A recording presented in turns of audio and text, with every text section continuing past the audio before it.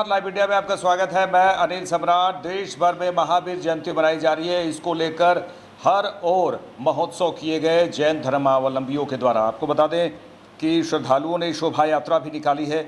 मध्य प्रदेश के मुख्यमंत्री मोहन यादव ने महावीर जयंती के अवसर पर कहा कि मेरी अपनी ओर से प्रदेश और देशवासियों को भगवान महावीर स्वामी की जयंती की बहुत बहुत मंगल कामना।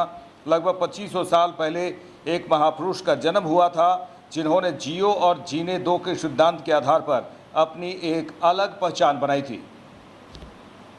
मेरी अपनी ओर से प्रदेशवासियों को, देशवासियों को भगवान महावीर स्वामी की जयंती की बहुत बहुत मंगल कामना। लगभग 2500 साल पहले ऐसे एक महापुरुष पैदा हुए जिनने अपने जीवन से जियो और जीने दो के सिद्धांत के आधार पर एक अलग प्रकार से अपनी पहचान भी बनाई और सभी समाज को प्रकृति के साथ जीते हुए मूल हमारे जीवन का महत्व समझाते हुए जियो और जीने दे की भावना का एक तरह से पुनर्जागरण का बड़ा अभियान चलाया। इसलिए भगवान महावीर स्वामी 24वें तीर्थंकर भी कहलाए। हम सब प्रकृति के साथ जीने की जैन धर्म की उस पवित्र भावना का सम्मान भी करते हैं। लेकिन मेरी अपनी ओर से आज के इस अवसर पर परमात्मा करेगा यशस्वी प्रधानमंत्री के नेतृत्व में हम सब धूमधाम से महावीर जयंती मनाएंगे और आगे भी चलेंगे। मेरी अपनी ओर समस्त समाजवासियों को, देशवासियों को, जैन समाज को, तीर्थंकर, श्वेतांबर, सभी प्रकार के पंथों के सभी वर्गों दिल्ली को सुंदर बनाने के लिए लगातार दिल्ली की मुख्यमंत्री रेखा गुप्ता लगातार निरीक्षण कर रही है, नाले की निरीक्षण कर रही है और उनका कहना है कि दिल्ली को हम खूबसूरत शहर बनाएंगे। दिल्ली के उपराज्यपाल विनय कुमार सक्सेना, दिल्ली के मुख्यमंत्री रेखा गुप्ता और मंत्री परवेश साहिब सिंह ने वजीराबाद में नाले की सफाई के काम का निरीक्षण किया। दिल्ली सरकार ने बाढ़ और सिंचाई विभाग को नालों के समय पर नालों की सफाई सुनिश्चित करने के लिए विशेष जिम्मेदारी सौंपी है। यह नाला वजीराबाद यमुना में बहने वाले प्रमुख नालों में से एक है और इसलिए नदी की सफाई में महत्वपूर्ण है। दिल्ली के मुख्यमंत्री रेखा गुप्ता ने कहा कि दिल्ली को खूबसूरत और स्वच्छ और विकसित शहर बनाना ही हमारा ध्येय है। ये हमारा फ्लड एंड इरिगेशन का 50 एकड़ का जमीन है जो वर्षों से बिल्कुल इसी तरीके की पोजीशन जो आप देख रहे हैं वो है और यहाँ लगातार एंक्रोचमेंट्स हो रही हैं। यहाँ लगातार मतलब कि पूरी कॉलोनी के लिए जो एक जगह बहुत अच्छे से उपयोग हो सकती है वो किस दुर्दशा में है आप देख पा रहे हैं यहाँ पे। और आज यहाँ पे ये निर्णय लिया गया है। यहाँ से हमारे विधायक पवन शर्मा जी हैं, मंत्री जी हमारे प्रवेश वर्मा जी साथ हैं और हमने पवन जी को कहा था, इन्होंने जब क्षेत्र की जनता की आवाज हमारे सामने उठाई कि इस पूरे की पूरी 50 एकड़ की जमीन को एक बेहद खूबसूरत पार्क में तब्दील किया जाएगा जो यहाँ के स्थानीय लोगों के उपयोग में आएगा और ये ग्रीन लैंड बनेगा। और बहुत इसके साथ में ही जो साहिबी नदी चल रही है उसको रिवर फ्रंट के साथ में जोड़ते हुए एक अच्छा बड़ा प्रपोजल हम लोग लेके आएंगे और इस जमीन के लिए बड़ा पार्क बनाने के लिए काम तुरंत शुरू किया जाएगा। दिल्ली को खूबसूरत बनाना,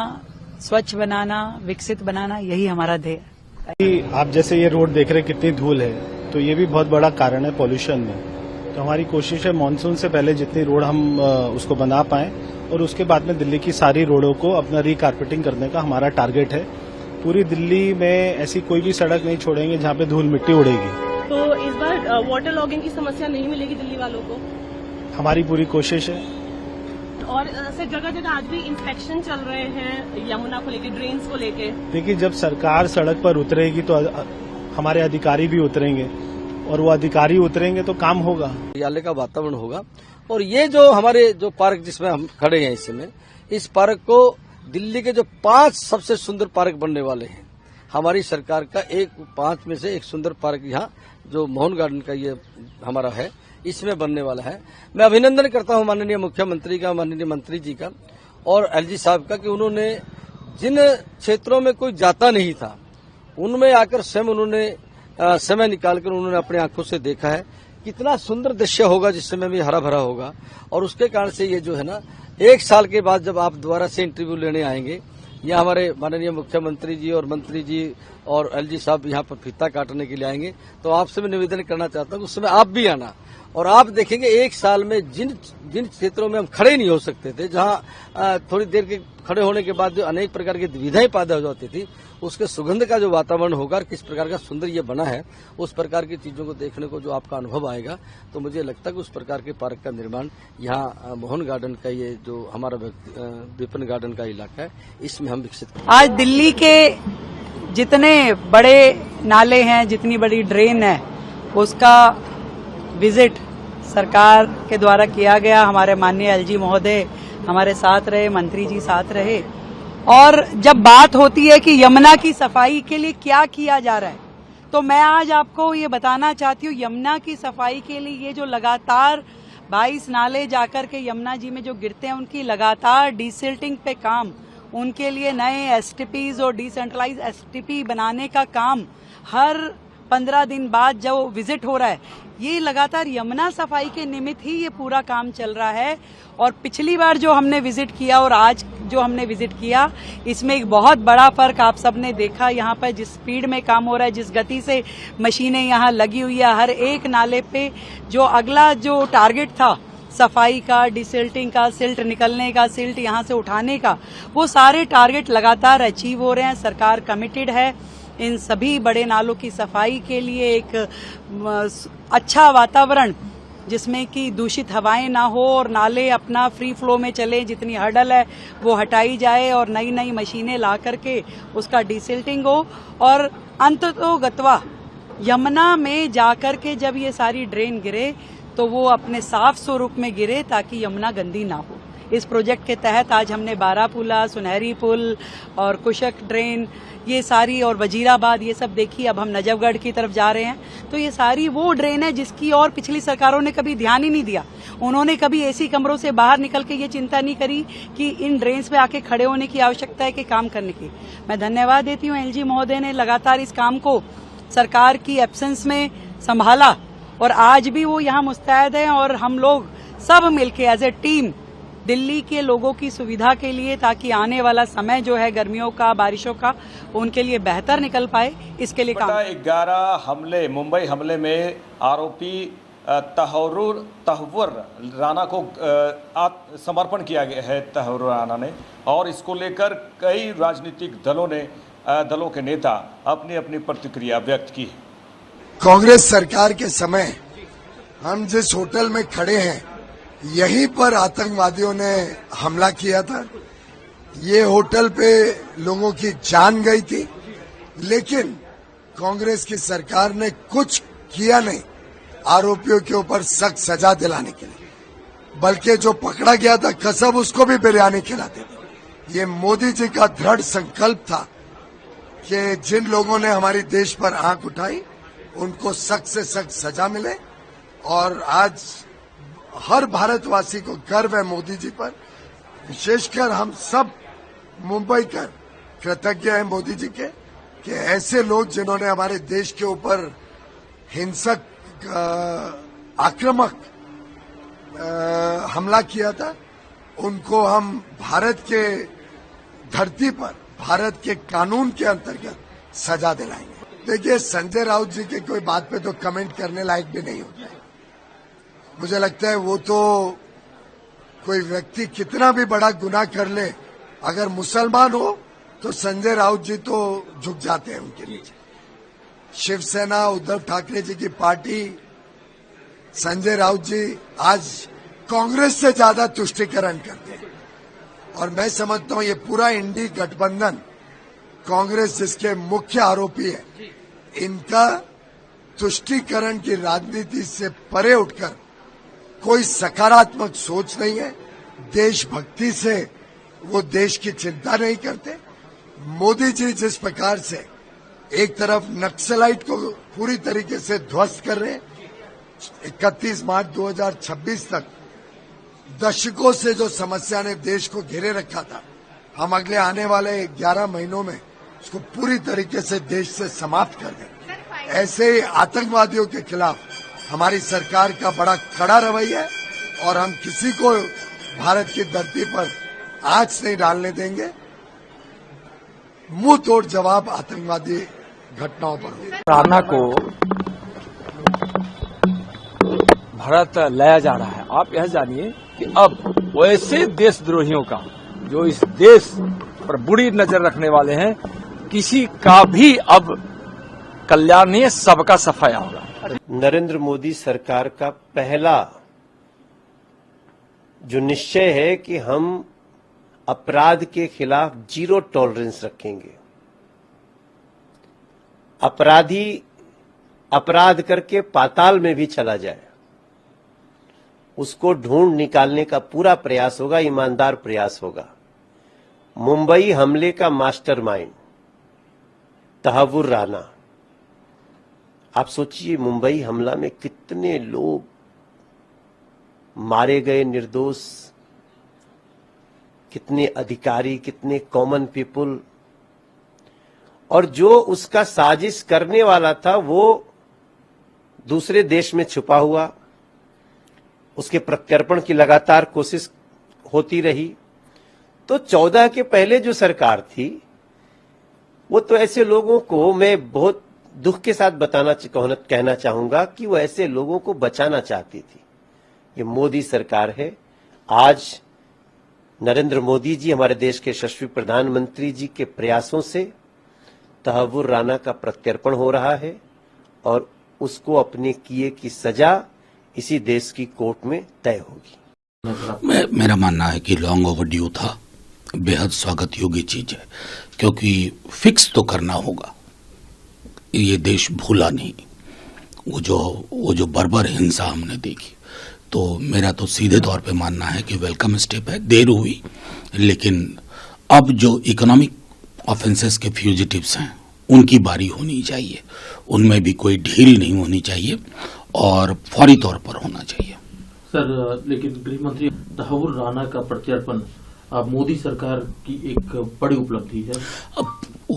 अमित शाह जी तो ट्रम्पेट बजाने के माहिर हैं। ये लोग तो मैं तो ये भी तब कह सकता हूं ना कि मेहुल चोकसी का भाग जाना, नीरव मोदी का भाग जाना, विजय माल्या का भाग जाना, ये सबसे बड़ा फेलियर है। अगर सफलता की क्रेडिट चाहते हैं तो असफलता के लिए भी कहिए ना कि वी फेल्ड, ये होना चाहिए ना। फिर मैं मणिपुर पर क्यों ना आपसे पूछूं कि why did you fail there. बहुत सारे सवाल हैं। एक विशाल हृदय से चीजों को देखना चाहिए और ऐसे उपलब्धियां तो हम पूछ लेंगे कि वाराणसी में क्या हुआ अभी बीते दिनों। जो भी अपराधी इस दुनिया में कहीं भी छुपे हुए हैं जिन्होंने भारत के खिलाफ षड्यंत्र रचा है, वह सब हर हालत में सजा उनको मिलेगी। और तहव्वुर राणा को लाने का सबसे बड़ा उद्देश्य यह है कि जिन्होंने भी इस साजिश में अगर कोई भारतीय एंगल है तो वह भी पता चलेगा, और जो भी साजिश करता जिनको हम अंजाम तक नहीं पहुंचा सके हैं वो भी अब अपने अंजाम पर पहुंचेंगे। क्राइम डाटा दे रही है, कितना क्राइम हो रहा है? उनको ये भी डाटा देना चाहिए कि हमारे यहाँ अगर कोई क्राइम होता है तो निश्चित तौर पर अपराधी पकड़े जाते हैं, और अपना वो क्राइम डाटा दें कि जितने भी अपराधी होते थे वह उस समय लालू जी के घर पे बैठ के डिनर करते थे। विधायक की भांजी को गोली मार दी गई, बहुत दुखद बात है। लेकिन हमारा कोई भी आज के समय में बिहार में कोई दुर्घटना घटती है, अपराधी हर हालत में गिरफ्तार होता है और यही कानून है। तेजस्वी का कहना है कि बिहार की जुर्माना तो बीजेपी को वोट दो, अगर आपको लगता है महंगाई डाइन नहीं हो जाइए तो बीजेपी को वोट दो। और अगर आपको लगता है कि अगर इस बिहार में सब छोड़ करके भाग जाएं, आपके परिवार के सदस्यों को खुलेआम उठाया जाए, बिहार में डकैती का एक नया रोजगार चले, बिहार में अपहरणकर्ताओं का एक नया रोजगार चले जिससे नए अपहरणकर्ता आ सकें, बिहार में लोग तेजाब में नहला करके हत्या किया जाए, बिहार में लोगों को चिमनी में डाल करके हत्या किया जाए, तो तेजस्वी पर भी विचार करने वाले वैसे कुछ अपराधी तत्व हैं। बहुत स्वागत योग्य कदम है। ये प्रधानमंत्री नरेंद्र मोदी जी की डिप्लोमेटिक विक्ट्री है, ये भारत की विक्ट्री है, ये भारत की सोच की विक्ट्री है कि zero tolerance of terrorism. Bharat पर हमला करने वाले, भारत के नागरिकों की हत्या करने वाले, वो विश्व के किसी भी कोने में छुप जाएं, उनको कॉलर से पकड़कर लाएंगे भी और उनको कानून संगत सजा भी दी जाएगी। ये नरेंद्र मोदी जी का भारत है, ये नया भारत है। तो बता दें कि बीजेपी नेता अश्विनी कुमार चौबे ने कहा कि एनडीए की सरकार में प्रधानमंत्री नरेंद्र मोदी और बिहार के मुख्यमंत्री नीतीश कुमार की जोड़ी राम लक्ष्मण की जोड़ी है।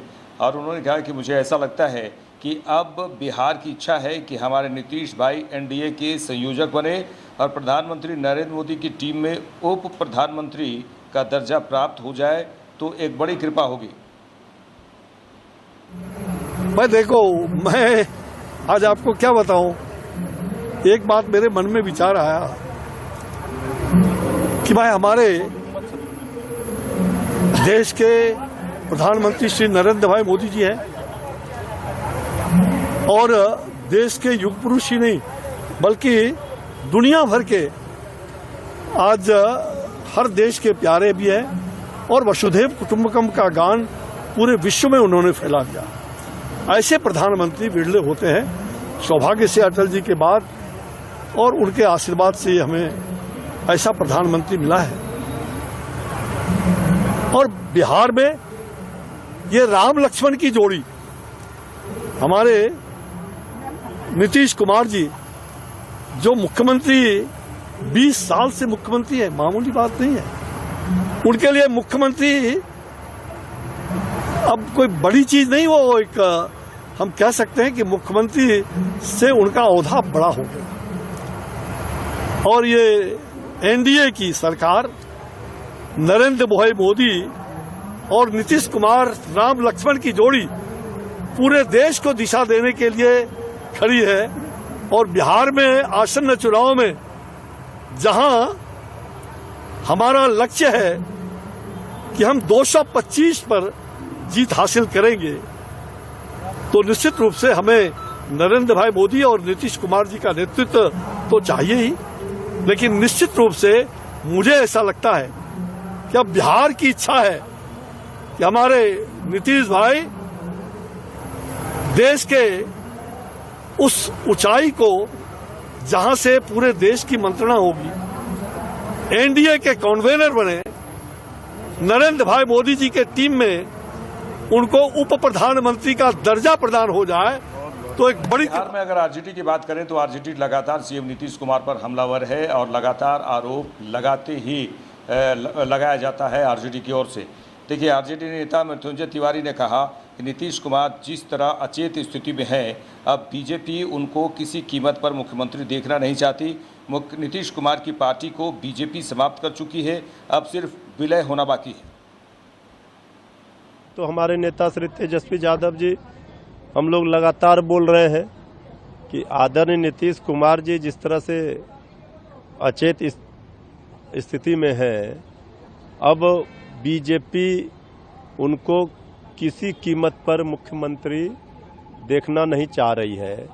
तो कोई कभी भारत रत्न देने की मांग करने लगता, कोई उप प्रधानमंत्री बनाने की मांग करने लगता।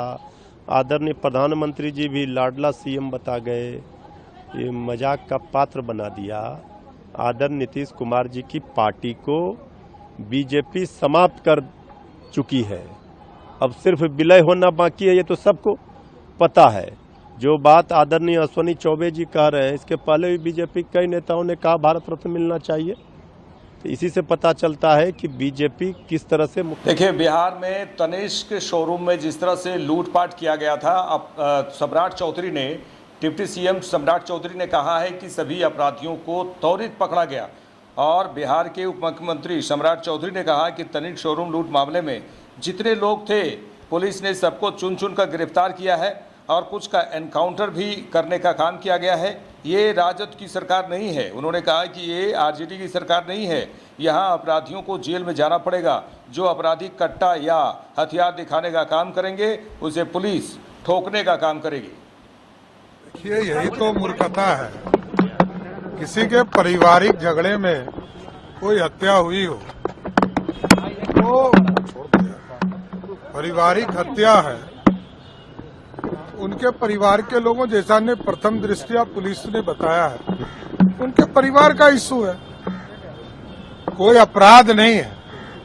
तनिष्क के लूट में जितने लोग थे, या तो पुलिस ने इनकाउंटर भी करने का काम किया और सबको चुन चुन कर गिरफ्तार करने के अंदर करके जेल के अंदर बंद भी करने का काम किया। ये राजद की सरकार नहीं है, ये लालू प्रसाद जी की सरकार नहीं है कि सत्ता मुख्यमंत्री कार्यालय से चलेगा। यहां जो अपराधी है, अपराधी यदि गलत करेंगे तो उनको जेल में जाना पड़ेगा, और जो अपराधी कट्टा या हथियार दिखाने का काम। साथ ही इस बुलेटिन में इतना ही। देश दुनिया की तमाम खबरों के लिए देखते रहिए लाइव इंडिया। नमस्कार।